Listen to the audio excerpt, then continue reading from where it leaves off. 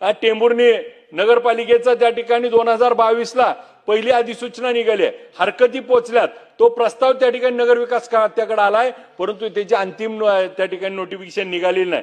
करकम आणि मोडलीमचा देखील पूर्ण प्रस्ताव त्या ठिकाणी सरकारकडे आहे, सरकारकडे सेक्रेटरी साहेबांकडे आहे। आज मंत्री महोदयांकडे गेले 1 महिना आहे त्याला मंजुरी मिळून तो त्या ठिकाणी नगरपंचायत होणं अपेक्षित आहे।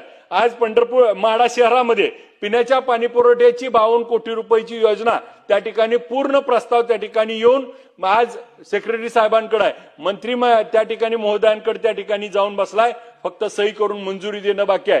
10 दिवसाला एकदा पाणी येतंय माढा शहराला आणि आज आम्हाला पाण्याच्या संदर्भात मी निवडून आल्यापासून 8 महिने झालं त्या ठिकाणी पाठपुरावा करतोय। 140 कोटी रुपयाचा म्हाळुंग आणि श्रीपूरचा पाणी पुरवठ्याचा प्रस्ताव देखील त्या ठिकाणी आपल्याकडे आहे, परंतु त्याला देखील अजून मान्यता मिळाली नाही। आणि मग एका बाजूला माढा शहरामध्ये आम्हाला नगरपंचायतला इमारत बांधायची आहे, त्यासाठी जिल्हाधिकारी महोदयांकडे आम्ही त्या ठिकाणी जागेची मागणी केली आहे, ती जागा अजून उपलब्ध नाही। आज छत्रपती शिवाजी महाराजांचं स्मारक करायचंय, मोठा अश्वारूढ पुतळा करायचा आहे, त्याच्यासाठी बाबासाहेब आंबेडकरांचं स्मारक करायचं, बुद्धविहार करायचं आहे।